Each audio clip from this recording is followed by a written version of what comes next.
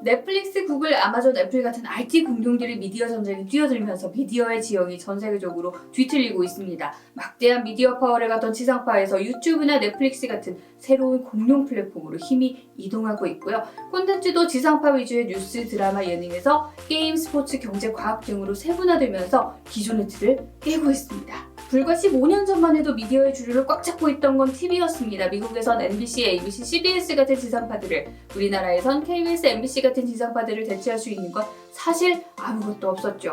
지상파는 카메라부터 저장 시스템, 전문 인력, 편집 장비, 송신 시스템, 지상파를 상징하는 수신 중계탑, 재송신 시스템까지 막대한 투자 설비를 갖추고 일방적으로 시청자에게 콘텐츠를 전송했습니다. 한번 앞에 앉으면 누가 잡아가도 모른다 고 바보상자라는 별명까지 얻은 TV 앞에 온 가족이 옹기종기 모여 앉아 야구도 보고 드라마도 보고 예능도 봤죠.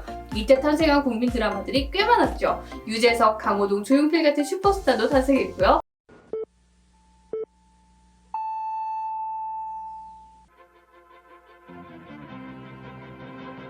밤 9시는 뉴스하는 시간이라는 명사처럼 활용됐죠. 닷컴 버블이 끝나고 다시 IT 혁명의 움직임이 꿈틀거리던 2000년대 후반 몇몇 IT 기업들을 중심으로 온라인 스트리밍 서비스가 시작됩니다. 페이펄 직원 3명이 모여서 유튜브를 창업했던 게 2005년이었고요.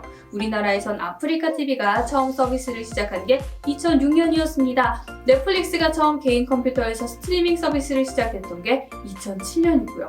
이 즈음 동시에 등장한 게 바로 스마트폰입니다. 2007년 아이폰이 첫 모델을 내놨고 삼성이 2010년 갤럭시 시리즈를 처음 내놓습니다. 모바일에 둥지를 튼 온라인 스트리밍은 스마트폰 보급과 발을 맞춰 나란히 성장합니다. 수직 성장을 거듭하던 모바일 시장은 이제 우리나라 전 국민의 95%가 머무는 거대 시장이 됐고요. 특히 10대, 20대는 96%가 스마트폰을 쓰고 있을 정도로 필수 기기로 자리 잡았죠. 파일을 키우는 곳이 있으면 작아지는 곳이 있기 마련이죠. 전 국민을 매료시켰던 TV는 스마트폰과 반비례 하며 인기가 시들해집니다. 2012년을 기점으로 이런 흐름은 명확해지면서요. TV를 대체하는 플랫폼들, 그러니까 유튜브, 넷플릭스 등이 떡상하기 시작했어요. 유튜브는 전 세계 월 이용자 수가 19억 명인 공룡 플랫폼이 됐고, 넷플릭스는 전 세계 동영상 스트리밍 시장의 30%를 장악한 플랫폼이 됐습니다. 모바일 시대 방송의 패러다임은 이전과 완전히 달라졌습니다. 우선 소수 방송국이 독점해오던 영상의 유통 창구가 플랫폼을 중심으로 글로벌로 누구나에게 열렸습니다. 그러다 보니 하나하나의 분야 자체가 콘텐츠가 되고 있죠. 게임이 대표적입니다. 게임 방송은 e스포츠 대회로 진화했고, 구글과 애플은 막대한 팬을 사로잡을 기회인 게임 스트리밍 서비스를 노리고 있습니다. 일찌감치 게임 스트리밍으로 자리를 잡은 트위치의 경우 2014년 아마존의 품에 안기기도 했고요. TV처럼 수동적으로 콘텐츠를 받아들이는 것이 아니라 내가 관심 있는 분야를 선택해서 볼 수 있는 사용자들 사이에서 게임뿐 아니라 음악, 댄스, 키즈 콘텐츠를 대표하는 제이플라, 원밀리언 댄스, 보람튜브 등 각 분야의 탑 크리에이터들이 비슷한 관심 기반의 팬을 글로벌로 모으게 됐어요. TV 시대에 주목받지 못했던 연예인들도 글로벌 기반으로 관심을 모아 성공하기도 합니다. 유튜브에서 36억 뷰를 기록한 싸이의 강남스타일이 대표적이죠. BTS가 글로벌하게 주목받을 수 있었던 비결도 유튜브 공략이었습니다. 방탄TV 구독자 수는 2,890만 명이네요. We were born on DVD and we knew that was going to be temporary. 다른 회사 콘텐츠를 스트리밍하는 전략에서 자체 콘텐츠 제작으로 패러다임을 바꾼 넷플릭스는 전 세계인들에게 사랑을 받는 킬러 콘텐츠 제작에 매출 대부분을 제투자하며 파일을 키워나가고 있습니다. 제작한 콘텐츠는 5만 개의 카테고리로 나눠 개인들의 관심을 기반으로 인공지능 추천 전략을 쓰고 있죠. 힘이 모바일로 넘어가면서 자연스럽게 돈의 흐름도 바뀌고 있습니다. 일단 지상파의 파이는 점점 작아지고 있는데요. 막대한 시청자를 바탕으로 광고나 협찬을 수익 모델로 했던 지상파의 적자는 2017년부터는 아예 가시화됐어요. MBC 같은 경우 2018년 1237억 적자로 1000억대 적자에 접어들었습니다. KBS는 그나마 국민 세금, 수신료로 버티고 있지만 광고도, 협찬도 지상파를 떠나고 있습니다. 반대로 동영상 플랫폼들의 움직임은 점점 커지고 있는데요. 유튜브는 전 세계로 운영되는 플랫폼이라 직접 비교는 힘들긴 하지만 2017년 매출 9조 9천억 원에서 2018년 13조 6천여억 원, 2019년 18조 5천여억 원으로 매조 3, 4조씩 늘어왔습니다. 넷플릭스는 시가총액 230조를 돌파하면서 전통 미디어인 월트 디즈니보다 시가총액이 커진 상황이고요.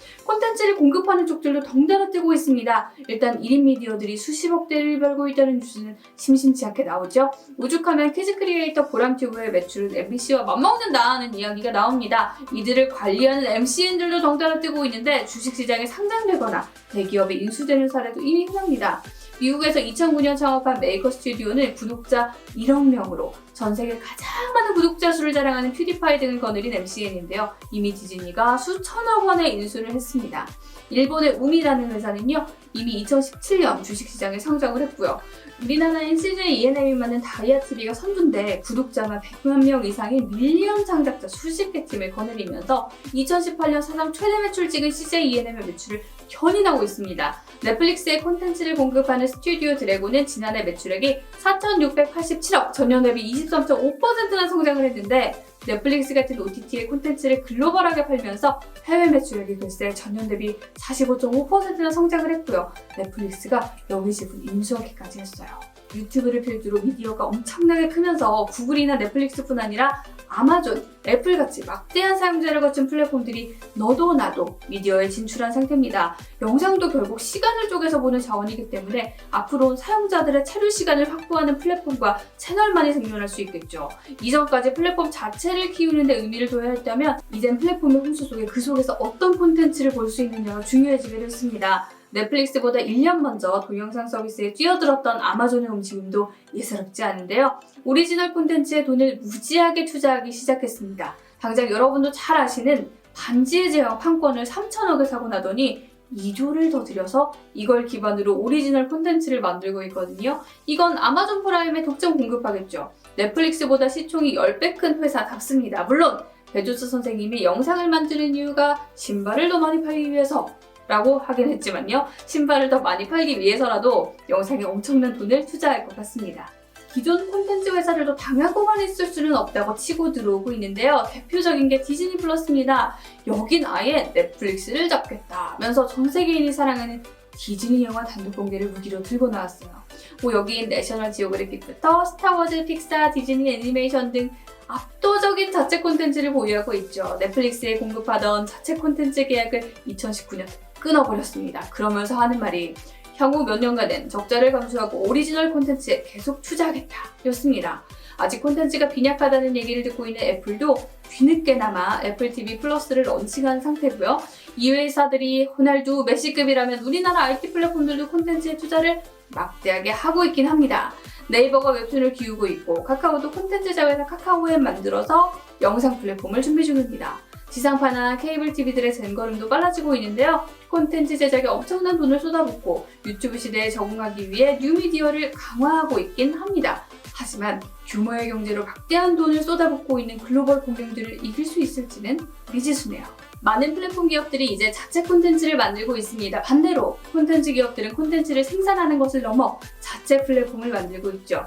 IT와 콘텐츠의 구분이 모호해지고 있습니다. 트렌드의 변화는 늘 새로운 공룡을 키워왔습니다. 모바일 시대의 플랫폼을 넘어 콘텐츠로 증강승부를 시작한 IT와 콘텐츠 공룡들 전쟁 속에 미디어의 미래는 어디로 흘러가고 있는지 궁금합니다. 글로벌로 맞붙고 있는 콘텐츠 전쟁 속에 TV 시대의 지상파는 끝난 걸까요?